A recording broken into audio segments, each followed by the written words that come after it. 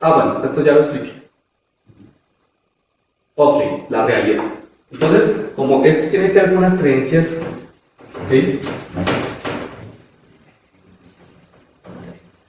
Y aquí es donde vamos a meter algo interesante, ¿sí?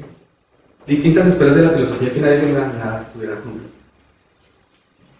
Un sistema de lógica que es la llamada aristotélica tenía que ver con las categorías que hoy en día entendemos como conjuntos.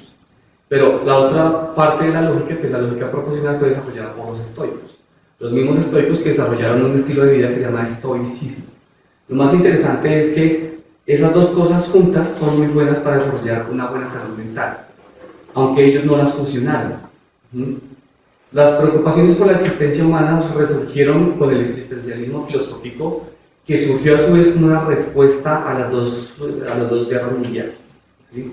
Pero lo más curioso es que este grupo de existencialistas no involucraron la lógica para nada en sus análisis, por mucho lo hizo Kant. Sin embargo, vamos a ver cómo el razonamiento crítico sí tiene que ver con esa forma de enfrentar la realidad. Supongamos que este es el contenido mental de un individuo, esta es la mente, y este es el mundo, que es una parte de la realidad. El mundo no es toda la realidad, es una parte de ella. ¿Sí? Entonces las creencias son esos contenidos, ¿sí? Las creencias son esos contenidos de la mente en donde la mente trata de adaptarse a lo que pasa en la realidad. ¿Sí? Bueno, la ley de Murphy sí existe, a pesar de la pelea entre Wasserman y Petro. ¿Sí? Petro la interpretó mal, Wasserman ignoró que esa ley sí existe. Y es por algo sencillo. De todos los conjuntos de posibilidades que hay en una situación específica, nuestros deseos son uno de esos elementos. ¿Sí me van a entender? O sea, cuanto más específico es lo que yo deseo, menos probabilidad tiene de volverse real. ¿No? Es decir, hay siempre, por cada deseo que hay, siempre hay más probabilidades en contra que a favor. Siempre. De entrada, la realidad es adversa. De entrada, la realidad es adversa. ¿Sí? O sea, por definición, la realidad es adversa a los deseos. ¿Sí? De entrada es adversa. Entonces, la actitud que yo tenga ante el conocimiento de que la realidad es adversa va a definir mis rasgos de personalidad. ¿Sí? Y ahí es donde empieza a manifestarse los rasgos de la personalidad. Camus y todos los existencialistas se preguntaban esto. Le llamaron el absurdo de la existencia. ¿Sí? A nivel lógico, un absurdo es una contradicción. Aquí es como si fuera una contradicción, porque está la singularidad particular de la existencia humana y su contradictorio, que es la nada. Por eso los existencialistas siempre hablaban del ser y la nada, por ejemplo, uno de las obras de Sartre, ¿sí? O Heidegger, el ser y el tiempo. La misma selección natural que nos exige ser realistas, ¿sí? O sea, la selección natural nos asume y nos exige ser realistas. Y eso hace que nosotros reconozcamos que la realidad es adversa. Y la misma selección natural nos hace tener deseos y buscar satisfacer deseos, cuya probabilidad de satisfacción es muy baja. Y nuestra autoconciencia nos hace darnos cuenta de que somos seres finitos. Entonces, exacto. El gran conflicto de la mente humana es desear vivir para siempre, que es el deseo más básico de la mente, versus el conocimiento certero de que no lo vamos a conseguir y de que cualquier intento de conseguirlo está condenado al fracaso. Eso es lo que Camus llamó el absurdo de la existencia. Y el estado mental que produce eso se llama angustia existencial, que fue el tema que trataron todos los filósofos existencialistas. La respuesta al problema de la angustia existencial definió distintas escuelas. Los cristianos, con Søren Kierkegaard, intentaron hacerlo de una manera, pero muchos de ellos lo hicieron de una manera, desde una perspectiva más científica. Camus decía, al universo le importa un carajo lo que nos pase a los humanos, porque el universo no es una persona. Los humanos pueden existir y desaparecer, y el universo seguirá. Mientras que los humanos estamos todo el tiempo tratando de darle sentido a nuestras vidas. Y entonces el absurdo surge cuando me doy cuenta de que no importa cuántas veces lo intente, no va a funcionar. ¿Sí? ¿Cómo lo hizo Sartre? Sartre por eso le llamó la náusea al diario. Ya les voy a explicar por qué es un diario, porque es una novela en forma de diario y por qué se llama la náusea. Se llama la náusea porque para los existencialistas la existencia, ¿sí? Aquí está el ser, aquí está la nada, y la existencia, ¿sí? La existencia es un intento de la nada por ser. Es un intento que está condenado al fracaso. Es una náusea, es unas ganas de vomitar que no se satisfacen. Usted se queda con la náusea y no vomita. ¿Sí? Y está la angustia existencial. La angustia existencial es tan radical que va a definir usted cómo va a vivir la vida. Si usted no puede tolerar el sufrimiento que le produce la realidad, usted se desprende de ella y se vuelve psicótico. Usted también puede tolerar lo aversivo que es la realidad, pero estar sufriendo constantemente con ella y se vuelve neurótico. ¿Sí? Y esos son los dos rasgos de personalidad. Es mucho más probable volverse psicótico que volverse neurótico. ¿Sí? Y eso explica por qué la mayoría de los trastornos son típicamente psicóticos que neuróticos. Pero eso también va a depender del contexto cultural. Si al solo hecho de que la realidad ya sea adversa, usted le añade niveles de violencia elevados, como en Colombia, la realidad se hace todavía más insoportable. Y eso explica por qué la mayoría de la población colombiana tiene más rasgos psicóticos que rasgos neuróticos. El problema es que el psicoticismo y la psicosis generan conductas agresivas en quienes tienen esos rasgos. Eso quiere decir que se vuelve una bola de nieve. ¿Sí? La violencia hace que la persona se vuelva psicótica. Ella cría psicóticos narcisistas en su familia que generan más violencia y esta violencia va a generar más psicosis. Bueno, ¿sí? El principio de crueldad, pero vamos a ver. ¿De qué podemos estar seguros que existe? Pienso luego existe. Es un razonamiento lógico perfecto. Descartes decía, yo puedo dudar de la existencia real de cualquier cosa menos de que yo existo. Porque en el instante en que yo estoy pensando, tengo que admitir que yo existo. No puedo pensar en que yo pienso, pero no existo. Y bueno, ¿la realidad qué? Hay un montón de peleas en filosofía sobre si la realidad existe o no. Yo voy a resolverlo de la siguiente manera, por reducción al absurdo. El método de reducción al absurdo en lógica consiste en que usted quiere afirmar una idea y usted lo que hace es partir de la suposición de que esa idea es falsa, y si la suposición de que la idea es falsa conduce a una contradicción, entonces como nosotros no aceptamos las contradicciones, pues tengo que aceptar que esa idea no es falsa. ¿Sí? En este caso es, cuando yo hago la afirmación siguiente, la realidad no existe, yo ya estoy tratando de formarme una creencia realista.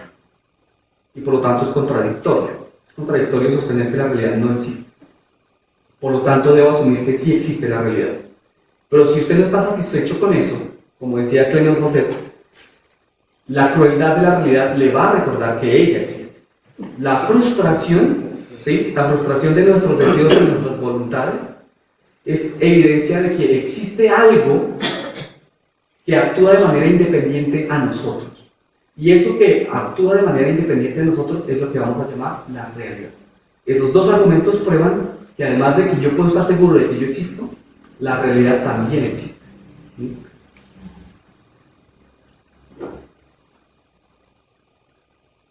Ok. ¿Hay forma de refutar el solipsismo? ¿El solipsismo? Digamos eso de que la única certeza que tengo es de que mi mente es la única que existe. O sea, todo lo que existe por fuera de mi mente no habría certeza de que existe. Sí, en este caso. En este caso. Pero por medio de la realidad. Pero ¿cómo puedo decir yo que mi mente no produce eso mismo que yo considero que es la realidad? Pero incluso si mi mente produce la realidad, existe una realidad. ¿Sí me van a entender? Así ya produce por mi Sí, propia mente. exacto. El problema es que si es producida por mi propia mente, no debería ser tan frustrante como lo es. Aunque ahí viene también la discusión de lo inconsciente y lo consciente. Y el conocimiento Sí. y el no conocimiento. Sí, claro, claro. ¿Sí? Entonces, estas son las maneras, las actitudes existenciales y los rasgos de personalidad. La persona puede desarrollar depresión. La depresión surge de un fenómeno previo que se llama indefensión aprendida. La indefensión aprendida es que el individuo es expuesto sistemáticamente a situaciones indeseables, frustrantes, traumáticas, y aprende a no defenderse. Los experimentos fueron bastante crueles. ¿Sí? Uno de los experimentos fue con perros. El experimento ponía a los perros en una rejilla electrificada y ellos podían saltar de un lado a otro, pero a algunos perros se les ponía una barrera que les impedía saltar. Con el tiempo ellos aprendieron a no hacer ningún esfuerzo para evadir la descarga eléctrica. ¿Sí?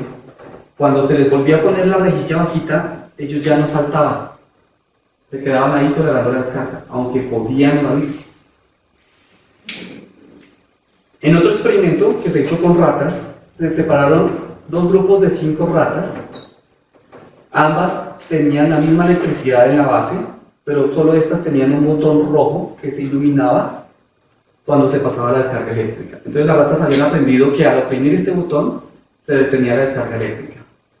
Aunque las 10 ratas recibían la misma descarga con la misma intensidad durante el mismo tiempo, estas tenían una mejor expectativa de vida que estas por el solo hecho de tener control sobre la situación aversiva.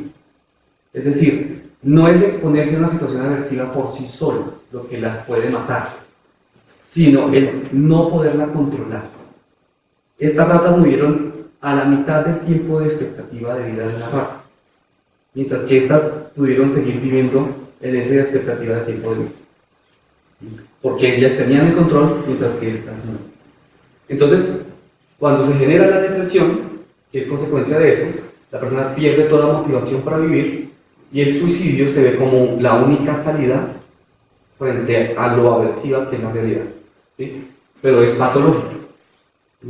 La neurosis es una adhesión enfermiza a la realidad. Entonces la persona se mantiene adherida a la realidad, pero como la realidad es frustrante, entonces la persona vive estresada y ansiosa todo el tiempo. Está desarrollando tensión y estrés y angustia. El trastorno obsesivo compulsivo es eso. Las obsesiones son un tipo de creencia específica. Son esas creencias en las que el individuo todo el tiempo siente ansiedad por pensar en la probabilidad de que se ejecuten o que se vuelvan reales. Entonces, como la persona sabe que la realidad es adversa, entonces dice, sale del apartamento, ya puso seguro y yo sí cerré la llave del gas. ¿Qué tal que la haya dejado abierta y se haga un incendio? ¿Sí? Como calcula una probabilidad, es real, pero duda de su propia capacidad de recordar, entonces desconfía demasiado de sí mismo. Vuelve y abre el apartamento, vuelve y cierra la llave del gas, y aunque volvió a cerrar el apartamento, vuelve a tener la misma duda. Y la obsesión produce una compulsión. La obsesión es una creencia repetitiva que produce angustia. Y la compulsión es la conducta que usted realiza para calmar la angustia que le produce la obsesión. La persona siente que tiene las manos sucias y no se le quita la idea de la cabeza. Lo que la hace una obsesión es que está ahí. La persona puede estar durmiendo, teniendo sexo, comiendo, trabajando, viendo una película, y en cualquiera de esas situaciones, ahí está la idea repetida. Y entonces la persona no siente tranquilidad hasta que no ejecuta la compulsión. Por otro lado, las personas psicóticas, al evadir la realidad, desarrollan un síndrome impresionante. Lo más probable es que se vuelvan narcisistas. Y tienen distintos tipos de narcisismo. Y hay trastornos combinados. La depresión psicótica es una de ellos. La persona entra en un periodo crítico en la vida y la forma en que logra su mente salvarlo del suicidio es arrojarlo al delirio y empieza a delirar en periodo depresivo. Porque así es como la persona logra mantenerse viva sin pensar en el suicidio. ¿Sí? Esa es la depresión psicótica. O el trastorno bipolar, en donde la persona, como un switch, salta de estados de manía, que la manía es una alegría irracional, a estados de una tristeza profunda que le quita toda motivación. Y la persona está saltando constantemente de un estado al otro. ¿Sí? La manía tiene un componente psicótico. Las manías tienen un componente psicótico, porque es una alegría injustificada que hace que la persona tome decisiones bastante irracionales, bastante perjudiciales para ella misma en ese estado. El estoicismo es una especie de neutralidad emocional, es decir, ni para bien ni para mal. Es como, el universo es indiferente conmigo, pues yo voy a ser indiferente con el universo. ¿Sí? Es así, ¿sí? Sí, sí. Y cuando usted logra ese estado, a eso se le llama ataraxia. En la filosofía griega, los estoicos, los epicúreos y los escépticos todos buscaban la ataraxia como un objetivo de vida. Es lo que en el budismo se llama el nirvana. Es simplemente una indiferencia, ¿sí? Cero perturbación. Bueno. Ok. Voy a procurar explicar esto rápidamente. ¿Podemos el video, por favor? ¿El video que descargamos? ¿Sí? Una pregunta. ¿De las anteriores todas son patologías? Sí, la depresión. La neurosis es una patología. El neuroticismo es un rasgo de personalidad. La psicosis es una patología. El psicoticismo es un rasgo de personalidad. Todas las pruebas de personalidad miden 3 ejes. Y uno de esos ejes es el eje neuroticismo-psicoticismo. ¿Sí? En este eje, el neuroticismo es un extremo y el psicoticismo es otro. ¿Sí? Esto lo planteó Freud. Pero después un crítico de Freud mostró que se tenían que evaluar 2 escalas simultáneas. ¿Sí? Porque la persona podía tener 0 neuroticismo o un extremo neuroticismo y 0 psicosis o un porcentaje elevado de psicosis. Hay personas que pueden estar en elevados niveles de neuroticismo y psicoticismo al mismo tiempo. Eso es un ejemplo de la esquizofrenia. La esquizofrenia quiere decir mente dividida. La persona tiene su mente completamente fragmentada. Pero estos son rasgos. Entonces la mayoría de personas tenemos un poco de cada rasgo. Cuando es demasiado marcado, empieza a ser patológico. ¿Sí? ¿Cuál era la otra pregunta? Sobre la demencia, que era como la primera. Ok, sí. La demencia, como dice su nombre, es una reducción en la capacidad mental. No es lo mismo que locura. La demencia, todos desarrollamos demencia. Nuestro desarrollo cerebral se termina más o menos a los 30 años. ¿Sí? Y de ahí empieza el declive cognitivo lentamente. ¿Sí? Empieza lentamente. Sí. Entonces la demencia es todas las capacidades. La memoria ya no funciona tan bien, el razonamiento ya no funciona tan bien. O sea, todos los procesos cognitivos empiezan a tener fallos, empiezan a tener deficiencias. ¿Sí? Nosotros tenemos mecanismos compensatorios para hacerlo. ¿Sí? Pero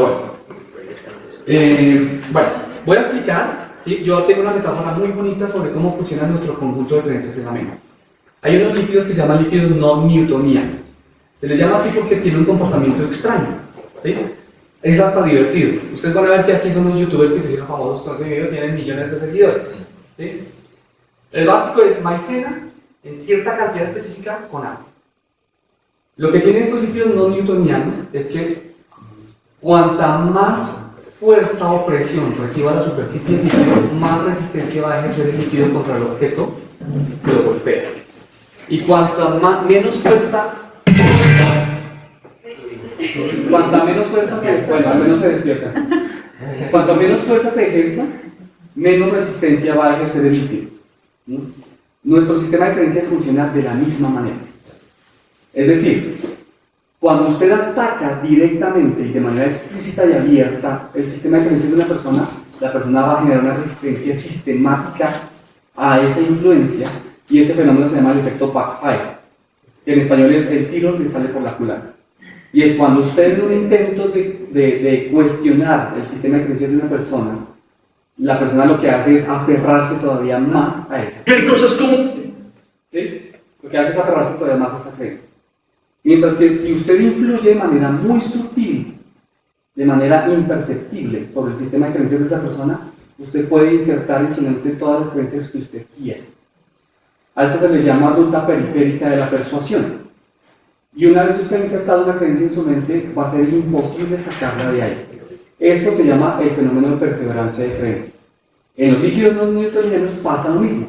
Una vez un objeto ha sido sumergido dentro del líquido no newtoniano, usted va a tener que ejercer muchísima fuerza para poderlo sacar de ahí. ¿Sí? Entonces en el video vamos a ver eso. ¿Sí? Aquí os enseño lo que es la piscina de líquido no newtoniano. O sea, mirad, ¿vale? O sea, yo meto la mano y se me hunde. O sea, es una piscina normal, es líquido, al fin y al cabo se te hunde la mano. La saco, me cuesta un poco, pero luego si hago así, es como que no puedo hundir la mano. Y le puedo meter puñetazos, literal, y codazos, que no pasa nada. Mira, voy a hacerlo con mis dos manos, ¿vale? Mano izquierda y mano derecha. La hundimos. Y mira, incluso encima de mi mano puedo pegar.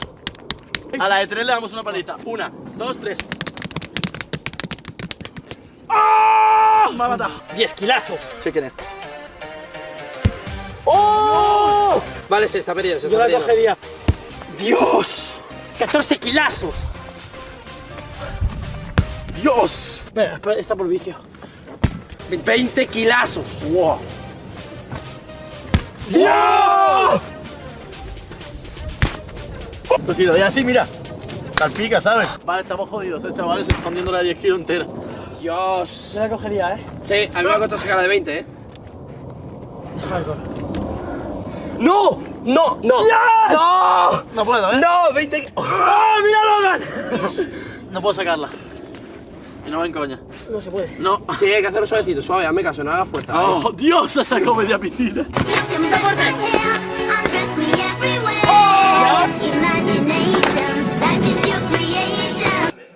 Entonces, las diapositivas, por favor. Así funciona el sistema de creencias de una persona. ¿Sí? Entonces, a los intentos de cuestionar el sistema de creencias de manera directa se le llama ruta de la persuasión central y suelen ser muy difíciles. ¿Sí? Mientras que la persuasión periférica es mucho más común. ¿Sí? ¿Quedó reconociendo el video? No. Ok. La perseverancia de creencias se probó de la siguiente manera. Se les dijo a dos grupos de personas, a cada una se les inventó la idea de que un estudio psicosocial mostraba a un grupo, al grupo A, que los bomberos que eran arriesgados eran mucho mejores que otros. Y al otro grupo se les dijo que los bomberos que eran bastante precavidos eran mucho mejores que los demás. Se les hizo creer que eran los resultados de investigaciones y se les pidió que dieran una explicación de eso. Entonces en el grupo A, las personas decían, claro, si usted es bastante arriesgado, tiene la capacidad de rescatar personas en situaciones muy difíciles. En el grupo B, las personas dijeron que un bombero que era demasiado arriesgado podía ser alguien irresponsable y hacerle daño a otros, entonces no era un buen bombero. Cuando usted se forma una explicación que para usted mismo es la mejor explicación de una creencia, después nadie le va a quitar esa creencia de su cabeza. ¿Cómo lo comprobaron ellos? Reunieron a los dos grupos y les explicaron que los que les dijeron era mentira. Ningún estudio había reportado que los arriesgados o los no arriesgados eran mejores bomberos que los otros. A los 15 días se les convocó para otro estudio, pero dentro de las preguntas involucraban esa información. El 70% de las personas siguió creyendo lo que creyeron en su grupo. Los que creían que un bombero era un buen bombero si era arriesgado, siguieron creyendo que eso era verdad, a pesar de que ya se les había explicado que eso no era fácil. En psicología social es importante. ¿Por qué se estudia psicología social? Porque la idea que usted se forma de alguien, una vez usted se la forma, va a ser imposible que usted se la quite de la cabeza. Aun cuando la otra persona haga todo lo contrario a lo que usted cree de ella, usted va a seguir creyendo que ella es así. ¿Sí? O sea, ahí vendría siendo el deseo y el enamoramiento, en conjunto. Más o menos. Eso afecta el deseo y el enamoramiento, pero eso tiene que ver con la formación del prejuicio. Okay. O sea, si usted es un amigo cercano, fíjense la influencia. Si un amigo cercano le habla de una tercera persona y le describe esa tercera persona y usted confía en ese amigo, usted asume que lo que le está diciendo es verdad. En la primera interacción que tengas con esa tercera persona, tú lo que vas a hacer es confirmar todo lo que él te dijo.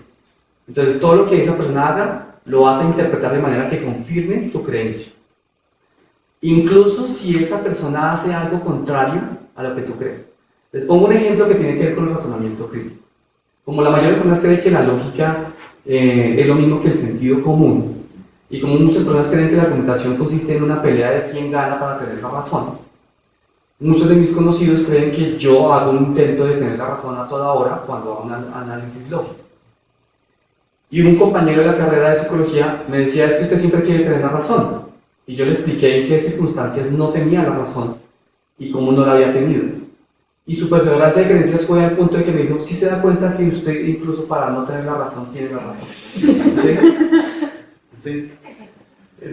Ya no había nada que hacer. ¿Sí? El efecto adormecido es otro fenómeno que tiene que ver con la lentitud del sistema de reacción de las creencias, igual que el líquido no newtoniano. Fíjense que para que el objeto quede sumergido tiene que demorarse un buen tiempo. El efecto adormecido consiste en que mientras usted asocia una creencia con quien se la quiso imponer, como usted lo ve, usted no la va a aceptar, sino que la va a rechazar. Pero cuando pasa el tiempo y usted disocia la creencia del autor, usted recuerda la creencia, pero no el autor. Y entonces usted la recuerda como una idea que surgió de su propia mente, y ahí usted la acepta como una creencia suya. ¿Sí? Esto se llama el efecto adormecido. Entonces las personas pueden que al inicio usted cree que usted no ha tenido eficacia persuasiva porque la persona rechaza su creencia. Pero con el tiempo la persona muestra que actúa en consecuencia con esa creencia, lo que revela que la asimiló. Lo que la persona no va a recordar es que fue idea de otro y no idea de ella. ¿Sí? Y eso muestra una forma de persuasión. Esto lo estoy exponiendo porque esto tiene mucho que ver con la psicosis. ¿Sí? La evitación selectiva es otro mecanismo. Usted evita estar en estas situaciones, usted evita la autocrítica. Entonces, al evitar la autocrítica, porque le produce malestar, usted evita esas situaciones que le exigen cuestionarse a usted mismo, cuestionar lo que usted cree, cuestionar sus deseos, cuestionar sus estereotipos y prejuicios. Un ejemplo clásico es que usted está canaleando y si hay un programa de esos que lo obligan a usted a cuestionarse algo, usted simplemente cambia de canal. ¿Sí? El efecto Dunning-Kruger es interesante y tiene que ver con el cuestionario que yo les hice al inicio. Dunning y Kruger son los psicólogos que querían saber si era verdad que la ignorancia era atrevida. ¿Sí? Y sí. ¿Sí? ¿Cómo era la prueba? La prueba era justamente sobre ejercicios de lógica y sobre cosas de psicología. La intuición de Descartes, en el primer párrafo del discurso del método de Descartes, dice que el buen sentido es la cosa mejor repartida del mundo, porque todo el mundo cree tener de ella lo suficiente como para no querer más. Todo el mundo cree que es un halago, no, es un insulto. Él le está diciendo a la gente que se cree inteligente cuando realmente no lo es. El efecto Dunning-Kruger se corroboró. Se les dijo a las personas que se les iba a hacer unas pruebas de lógica, se les decía que, por ejemplo, la prueba tenía como mejor puntaje 100 unidades y peor puntaje 0 unidades. Y se les decía que ellos pronosticaran su propio resultado. Las personas con menor experiencia y capacidad lógica pronosticaron puntajes muy superiores a los reales que obtuvieron. Las personas con un nivel intermedio de experiencia pronosticaron puntajes inferiores a los que realmente obtuvieron. Y los que realmente acertaron con el pronóstico fueron los completamente expertos en el tema. ¿Sí? Eso tiene una gráfica. O sea, la gente no me cree que hay psicología matemática, pero esta gráfica revela que sí. ¿Sí? Digamos que este es el porcentaje de experiencia. Entonces aquí está el 100% y el 0%. ¿Sí? Y aquí este eje es el nivel de autoconfianza. Autoconfianza. ¿Sí? Entonces la curva tiene esta forma. ¿Sí? Las personas con muy poca experiencia se autopuntuaban en los niveles más altos de confianza. ¿Sí? Las personas con un nivel intermedio, es decir, un nivel intermedio de experiencia, aquí tenían un bajo nivel de confianza en ellos mismos. Eso se llama el síndrome de Solomon, o el síndrome del impostor. El síndrome del impostor es que la persona desconfía tanto de su propia capacidad que cree que está engañando a la gente. O sea, él cree que es un impostor. Entonces la persona no acepta, o sea, cuando le dicen usted es competente en esa área, la persona lo duda muchísimo. ¿Sí? Y las personas con un nivel bastante elevado de experiencia sí solían coincidir con su nivel de confianza, es decir, ellos sabían muy bien en qué les iba bien y en qué les iba mal, eran mucho más acertados, pero nunca superaban el nivel de confianza de los que no eran nada expertos. ¿Sí? Y eso pasa en el caso de la lógica. ¿Sí? Entonces, si la autocrítica produce malestar, además como la persona cree que ya tiene un razonamiento lógico, eso se le añade a la rechazo a la autocrítica para que la persona no quiera aprender a razonar bien. ¿Sí? Y a quien le enseña a razonar bien, lo va a rechazar sistemáticamente. O sea, es una explicación de por qué pasó con Sócrates lo que pasó con él. ¿Sí? Pero no es la única vez que sucede. Lo que pasa es que es un caso bastante conocido, pero no es la única vez que sucede. Le pasó también a Hipatia, ¿sí? También le pasó a alguien menos famoso, que es Maurice Schlick.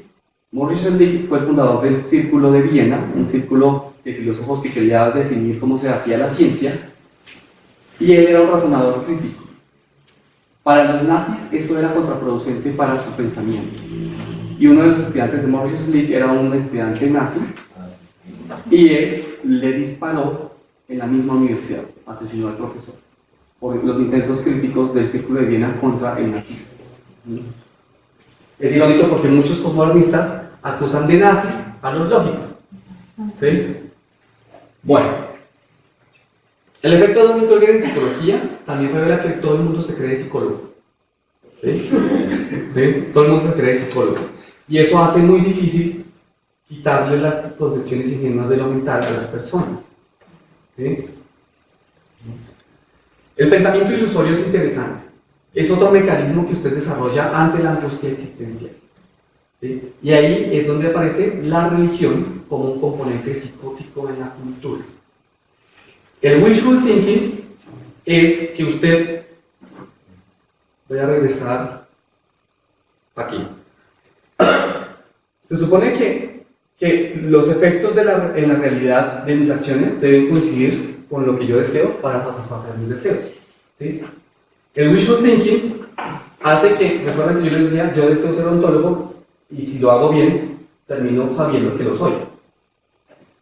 En el wishful thinking todo el proceso intermedio desaparece y la persona de manera automática en su mente, sin ninguna acción, convierte el deseo en creencia, sin la mediación de ningún tipo de acción real. ¿Sí? Es la famosa teoría del secreto. Usted se sienta y desea intensamente que algo ocurra y eso es suficiente para que se vuelva realidad. ¿Sí? Es una forma de autoengaño y como es una forma de autoengaño, es una forma de psicosis en la que la persona se desconecta de la realidad. ¿Cómo se convierte? Sí. Entonces se puede decir que todo religioso es psicótico. Sí, las religiones son sistemas psicóticos. Pero no se puede clasificar como patológico todo. Depende del grado de psicosis. Depende de cuántas Sí, depende del grado de psicosis. Entonces, ¿cuál es el wishful thinking aquí? El más básico es el que tiene que ver con la angustia existencial. ¿Sí? ¿Cómo sería el wishful thinking aquí? Tengo un deseo básico de vivir para siempre y un conocimiento de que sé que no lo voy a lograr. Exacto. Entonces la persona lo que hace es deseo vivir para siempre y la muerte no es el obstáculo, es una transformación.